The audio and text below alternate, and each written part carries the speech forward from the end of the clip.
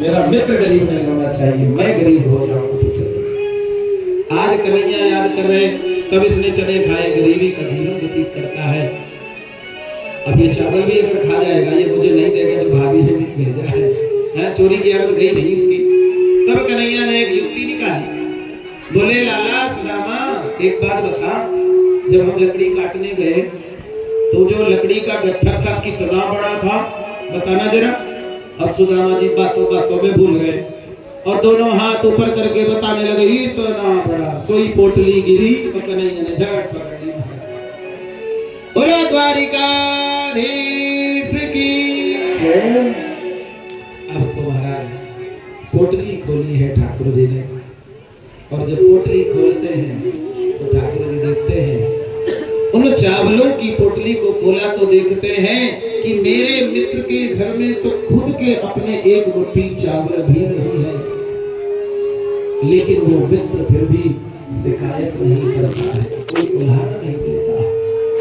सुदामा का भाव है वो और होंगे जिन्हें शिकायत है आपसे, ए श्याम सुंदर हम तो दीवाने हैं, हमें तो सिर्फ मोहब्बत है आपसे, हम तो प्रेमी हैं, हम तो सिर्फ प्रेम करते हैं, शिकायत नहीं जानते हैं।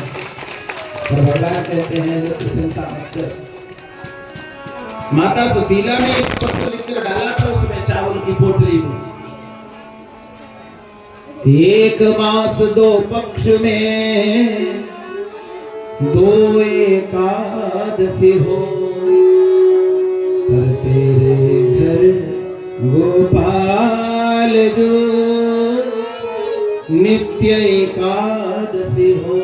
क्यों सुशीला जानती थी ये जाएंगे पर मांगेंगे कुछ नहीं, इसलिए पत्र लिख दिया था कि आप पढ़ लेना कि तुम्हारे मित्र के घर में रोज एकादशी होगी, रोज व्रत होगा, खाने के लिए अन्न का एक दाना नहीं।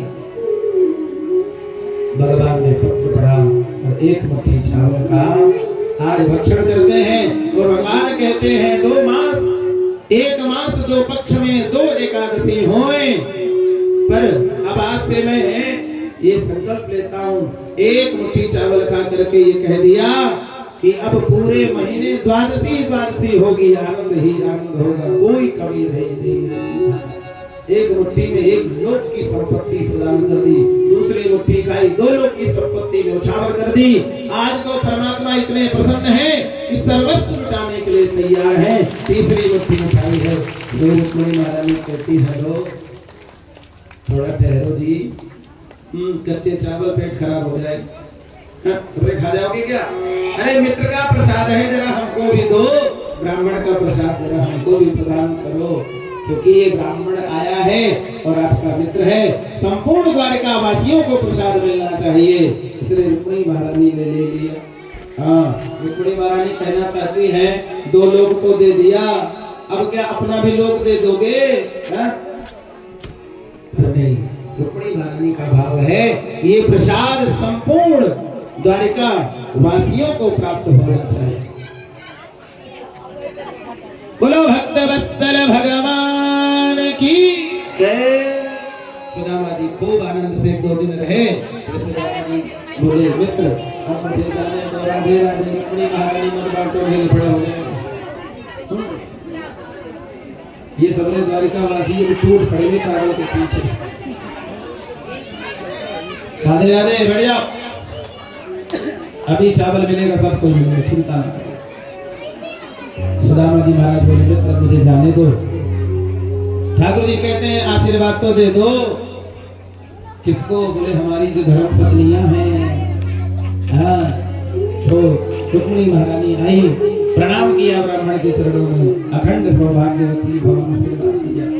अब रुक्मिणी महारानी निकली, सत्यभामा, जाम्बवती, मित्रवृंदा, लक्ष्मणा, 1 2 3 4 5 6 गिनती करते रहे, अखंड सौभाग्यवती, अखंड सौभाग्यवती। ये सब 16,108 बैठी ना, सब रानी। अब तो सुदामा जी जैसे 100-200 को आशीर्वाद दिए, फिर कन्हैया को बुलाया, इधर आना और कान में कह रहे ये बताए सब तेरी है कि अड़ोस पड़ोस की उठा लाया? बोले नाना सब मेरी, चिंता मत करो, देते रहो। अरे बोले कितनी है? बोले अभी तो चलने दो, लाइन लंबी है। फिर 1000-2000 निकल गई। सुदामा जी का हाथ नहीं उठ रहा है। भाव भाव, अब अखंड सौभाग्यवती खत्म, अखंड खत्म, केवल भाव भाव। अब हाथ भी नहीं उठ रहा, कहाँ तक हाथ उठेगा। सुदामा जी बोले लाला एक बात बता, ये पूरे गांव की बुला ली क्या? पूरा सीतापुर बुला लिया? बोले नाना अभी तो बहुत है। कितनी है? बोले 16,108। सुदामा जी बोले इनको देते देते ये दुबला पतला शरीर सब हड्डियां